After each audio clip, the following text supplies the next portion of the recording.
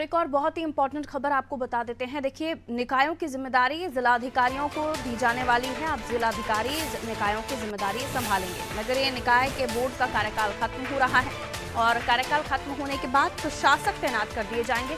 प्रमुख सचिव शहरी विकास ने अधिसूचना जारी कर दी है। नगरीय निकायों के कामकाज प्रभावित नहीं होंगे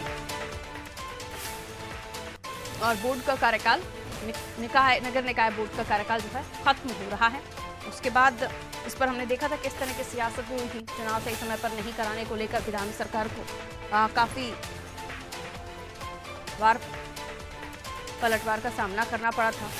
और निकाय जो अपने आप में एक महत्वपूर्ण डिपार्टमेंट होता है, जो मूलभूत सुविधाओं से जुड़ा हुआ होता है, और वहां पर अब प्रशासक तैनात किए जाएंगे जो बाकी जिम्मेदारियों को संभालेंगे आने वाले समय, यानी काम नहीं रुकेगा। बरा सोनू हमारे साथ जुड़े हुए हैं ना। निकायों की जिम्मेदारी अब जिलाधिकारी संभालेंगे सोनू, और प्रशासकों की जो तैनाती है यहाँ पर कर दी जाएगी। लेकिन इसको लेकर भी हमने देखा है कि उत्तराखंड में काफी सियासत हुई है। देखिए, बिल्कुल आप ठीक कह रहे हैं पारुल, क्योंकि उत्तराखंड में निकाय के चुनाव का इस समय चुनाव हो रहे होते, लेकिन इसको लेकर के तमाम सियासत हुई। विपक्ष के तमाम नेताओं ने सत्ता पक्ष पर कई तरीके के आरोप लगाए। सत्ता पक्ष की तरफ से अपने अपने तर्क विपक्ष पर हमला वर होते हुए दिखाए गए, पलटवार किया गया। और सत्ता पक्ष और विपक्ष में निकाय के चुनाव को लेकर के काफी सियासत इस वक्त भी उत्तराखंड में देखने को मिल रही है। चूंकि सत्ता पक्ष के जो खास तौर से नेता हैं वो इस बात को बयान कर रहे हैं कि जो निकायों के जो क्षेत्र है उसका परिसीमन और ओबीसी का जो आरक्षण है, एकल सदस्यीय आयोग जो गठित किया गया था उसका कार्य अभी पूरा नहीं हुआ। जो मतदाता सूची है वो पूरी तरह से तैयार नहीं, जबकि विपक्ष के नेता जो है इसमें कहीं ना कहीं सत्ता पक्ष की लापरवाही साफ साफ बता रहे हैं।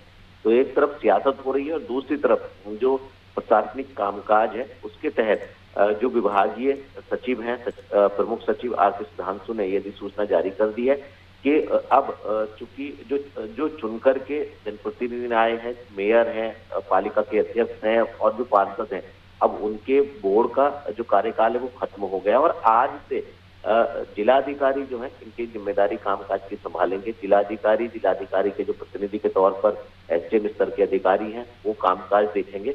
एक बात तो इसमें साफ है कि जो अधिकारी हैं वो नीतिगत फैसले तो नहीं ले पाएंगे, क्योंकि 6 माह तक का इनका प्रशासकों की जिम्मेदारी होगी, उसके बाद चुनाव कराने ही होंगे।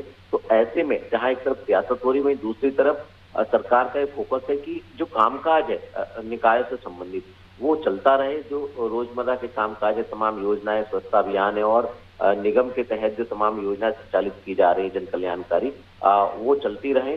लेकिन जो नीतिगत फैसले हैं वो प्रशासक नहीं ले पाएंगे, क्योंकि बोर्ड का जो कार्यकाल है वो समाप्त हो गया है। लिहाजा जो रूटीन के कामकाज हैं वो प्रभावित नहीं होंगे। तो अब देखना होगा कि 6 माह के बाद जो है वो चुनाव होते हुए नजर आएंगे या उस वक्त भी हम सियासत होती हुई देखेंगे।